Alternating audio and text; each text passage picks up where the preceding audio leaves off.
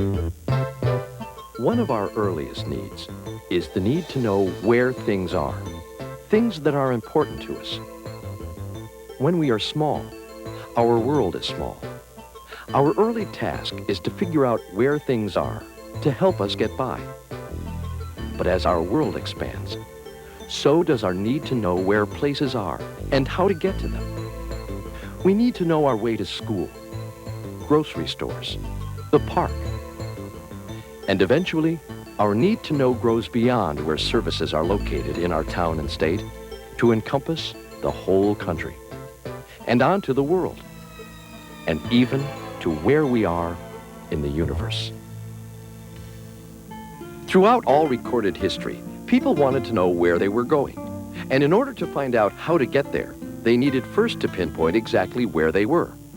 Ancient mariners, explorers, and early map makers drew maps that were oftentimes out of proportion and distorted, but they formed the basis of our maps today. We, as armchair travelers, need to know certain things about our world. Things like where a place is. How far away is it? What is nearby? What effect does something have on our environment? One of the best sources we have to get a true picture of the Earth is the globe. Being a scale model of the Earth, we can look at it, spin it around, and see all the large areas of land and water and how they relate to one another. About 71% of the Earth's surface is made up of water. The rest is land, which geographers have divided into 7 large masses called continents.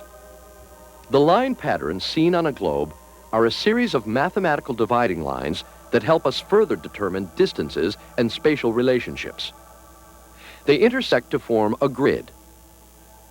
The first line, exactly halfway between the poles, is drawn horizontally around the globe and is called the equator.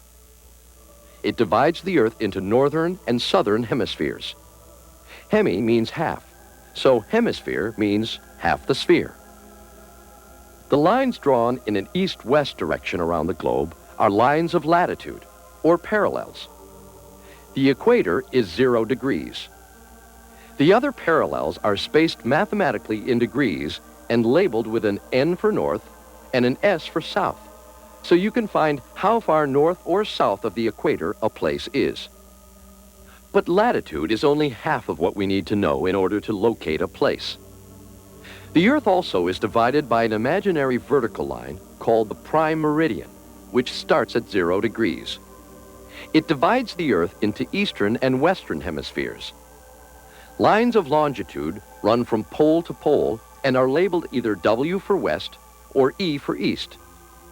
These lines meet once again at the 180-degree meridian in the mid-Pacific Ocean. By knowing the exact latitude and longitude of any place on Earth, its location can be found because no other place is at that point where these two lines intersect. So the very best representation we have of the Earth is on a globe. But globes can't always help us. They are bulky and don't allow us to see the entire surface all at one time. Instead, we use maps. A map is a flat representation of the Earth's surface. Each map uses a mathematical formula to transfer the information from the spherical Earth to a flat piece of paper. There are many types of map projections. For example, if you imagine taking a round object and forcing it to become flat, it will separate in certain areas.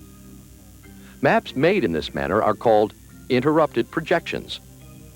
But as you can see, they can be difficult to read and are of little use to travelers because land and areas of water are separated and appear as fragments. Since it is impossible to illustrate the spherical Earth on a flat map without some distortion, geographers began to evaluate each map projection according to 4 key properties: correct shape, correct size, correct distance, and correct direction. An early Dutch geographer named Gerardus Mercator developed the first commonly used projection. Mercator first drew his map in the mid-1500s, although information about the Earth was very sketchy. Surprisingly enough, his idea is still in use today. He imagined his globe to be see-through or transparent. Around the globe, he wrapped a sheet of paper, forming a tube or a cylinder, making sure it touched the globe at all points along the equator. Then Mercator imagined a single source of light at the exact center of his transparent globe, which emanated light outward. This light would pass through the grid lines and land masses and cast shadows onto the paper. He then used the rules of mathematics to transcribe these shadow lines onto his paper. Unfortunately, Mercator's map stretches the lines of latitude and longitude, which in turn does several things. The stretching keeps the shapes true, just as they should be, but the size and the area inside the shape are no longer correct. If we look at Greenland on the globe, we see it is smaller than the South American country of Argentina. Yet a comparison on Mercator's map shows Greenland to be larger than all of South America. But most importantly, Mercator's projection keeps directions true. When he developed the map and published it in the 16th century, it was intended as a navigational tool. And even today, over 400 years later, Mercator's map is used by sailors to plot a true course at sea. The problem with Mercator's projection is that it has been used consistently for distribution maps, even though areas are greatly distorted. Through the years of our misuse of this map, we have gotten the wrong impression about the shapes and sizes of some areas of our world. Another geographer named O.M. Miller took Mercator's ideas and made what is called a compromise projection. A compromise projection does not preserve any of the four key properties, but it attempts to reduce the distortions of each to a minimum. Miller was able to show the entire Earth without as much size exaggeration or shape distortion, but areas such as Antarctica were distorted. Studying all of these problems, a German mathematician named Johann Heinrich Lambert decided he liked Mercator's idea and drew his map using the same basic principle. Only he changed the shape of the paper to a cone and placed it on the globe like a hat. Lambert wanted the paper to touch the globe at two places, so he imagined that the paper sliced through the globe. What he transferred to paper is basically only part of the world, usually a country or a region that lies in the middle latitudes. But within these two parallels, this type of projection, called a conic projection, is true for both distance and direction, and fairly accurate for shape as well. Because we live on a spherical Earth, flat map projections contain interesting problems when figuring the shortest distance between 2 points. Take a look at any 2 points on a flat map and mark your direction and route. The route can change significantly when you trace it on a globe, sometimes saving hundreds of miles. This is called a great circle route. Special map projections are made for air travel and great circle routes. For one of these, the azimuthal projection, we need to envision a flat sheet of paper placed against the globe, but touching at only one point. At any place, this fixed point becomes the center of the map, with each of the concentric circles equidistant to one another. Although shapes can become distorted, pilots use these fixed point projections to plot their courses from one continent to another along the Great Circle Route. Tracing great circle routes on a globe changes our conceptions of distances and directions. If one has only studied flat maps, it will come as a surprise to discover that the Great Circle Route from Toronto to Bangkok is directly over the North Pole, and that the shortest route from Melbourne, Australia to Rio de Janeiro, Brazil would be over Antarctica, saving hundreds of miles. One of the map projections that is rapidly becoming popular is one devised by a cartographer named Arthur Robinson, who gave up the idea of making the Earth try to fit neatly into a rectangle. Instead, he left the ends rounded. His projection also is a compromise projection.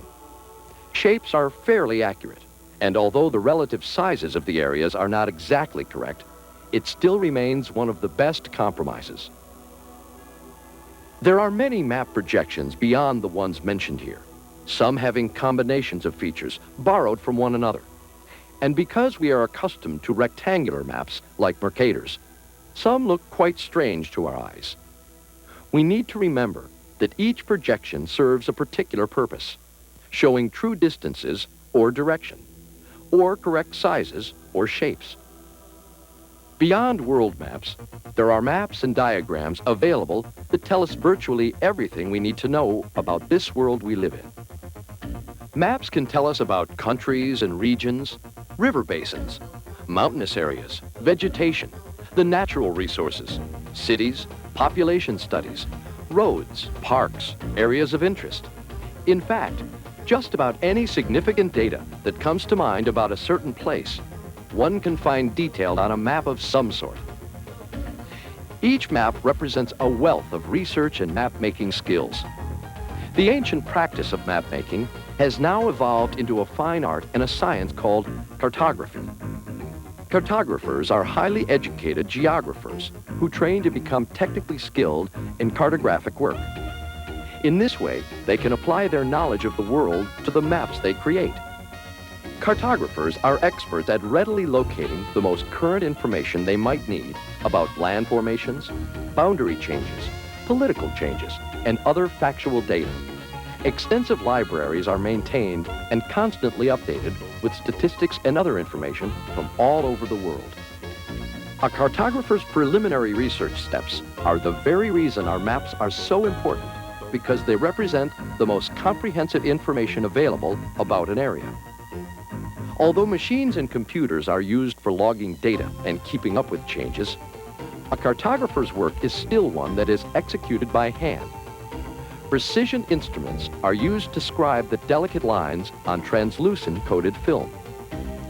All of the work is pin registered to assure accurate positioning. Mountains and plateaus that are to appear in relief are carefully stippled and airbrushed to duplicate the look of the landscape as it would appear from the air. The symbols and type are added, and the entire artwork is then color separated to prepare for the printing process.